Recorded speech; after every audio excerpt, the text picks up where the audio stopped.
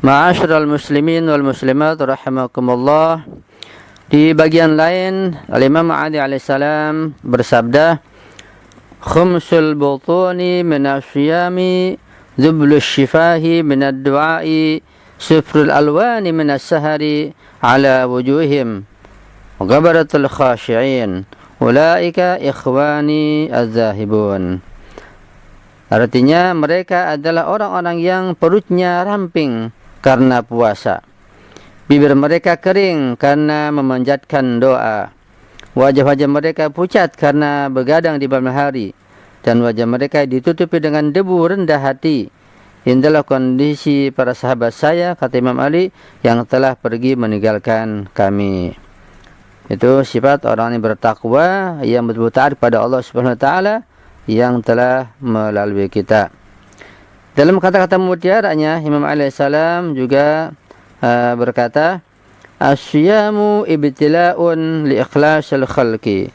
Puasa adalah merupakan bentuk ujian bagi ketulusan makhluk Allah Subhanahu wa taala.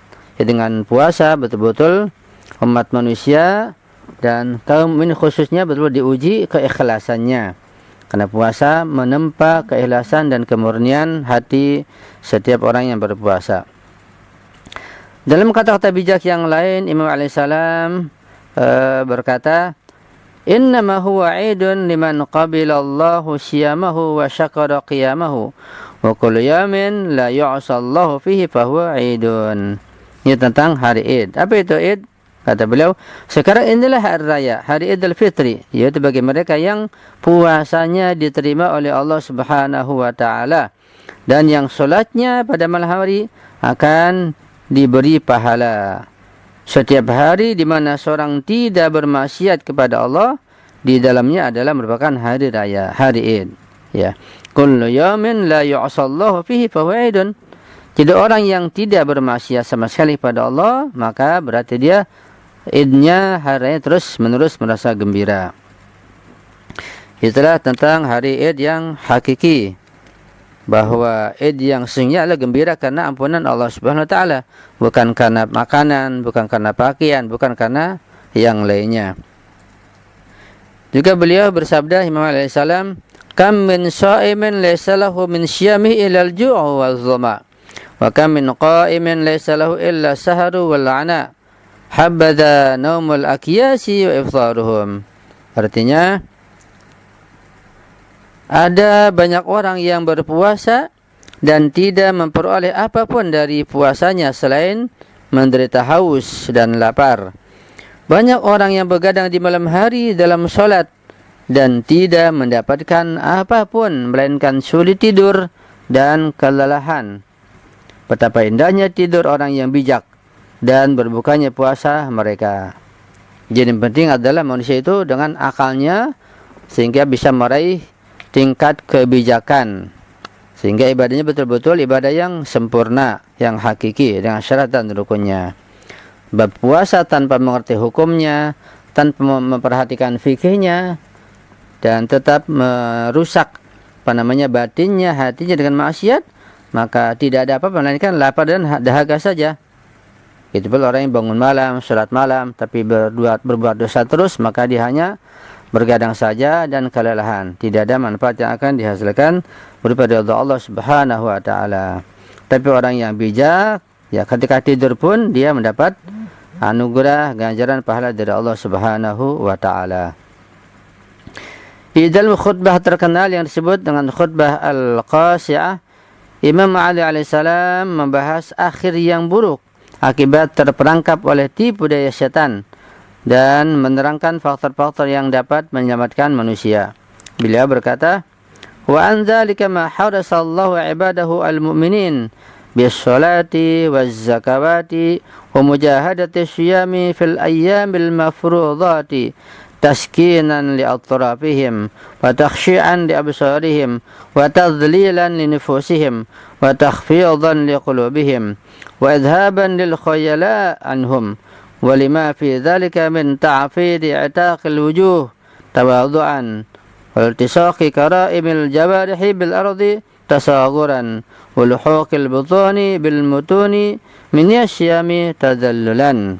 Artinya Allah melindungi hamba-hambanya yang beriman darinya, itu dari tipu daya setan, melalui salat, membayar zakat, berusaha untuk berpuasa pada hari-hari di mana puasa itu diwajibkan, karena tindakan ini akan memberikan ketenangan pada anggota badan dan menghalangi mereka dari berbuat dosa. Mereka akan menyebabkan kerendahan mata dan pengendalian diri yang liar. Mereka akan menyebabkan kerendahan hati dan menghilangkan kebanggaan dan keangkuhan yang tidak semestinya.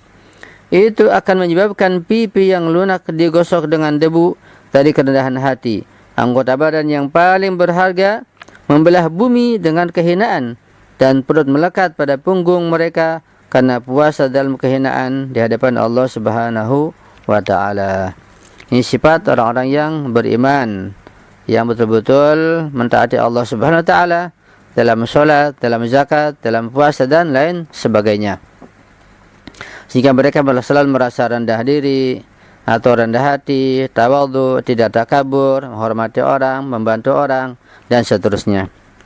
Dikatakan bahwa pernah seorang Arab yang tengah mengendarai unta di gurun pasir mendatangi dan mendekati seorang lelaki yang sedang sholat, sedang beribadah.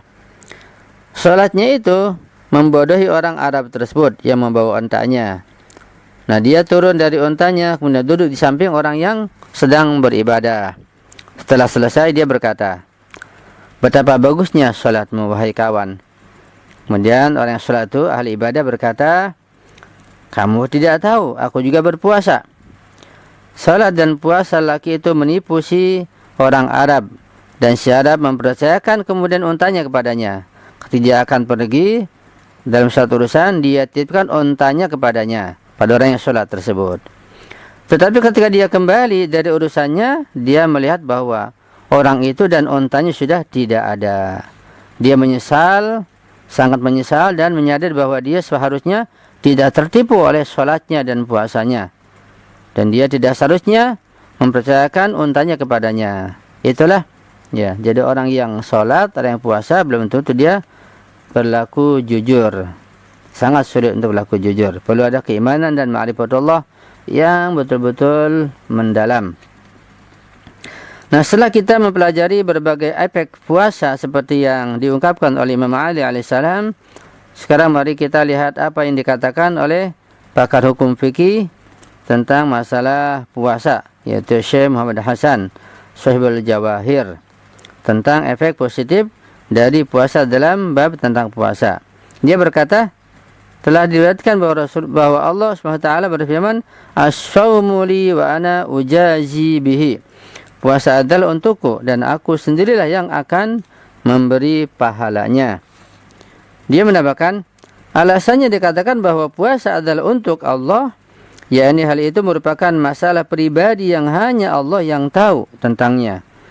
Hal ini bertentangan dengan salat yang terlihat oleh banyak orang. Hal ini juga karena melalui puasa, kekuatan fisik kita berkurang, sementara akal kita dan berbagai fakultas kita akan menjadi diperkuat. Dengan demikian, kita dapat mencapai poin-poin ilahiyah yang lebih tepat, ilmu langit dan kesempurnaan yang diinginkan. Ya, dengan puasa, maka banyak yang diperoleh berkat lapar tersebut. Ya, karena itu hanya Allah yang membalasnya. Karena begitu banyak balasan berpuasa, tidak ada yang tahu dan tidak dibatasi. Setiap orang berbeda bagian pahalanya, maka Allah lah yang akan membalas puasa tersebut. Ya, tidak dijelaskan tentang berapa pahalanya, berapa bagiannya. Ini menunjukkan keagungan berpuasa di sisi Allah Subhanahu wa ta'ala.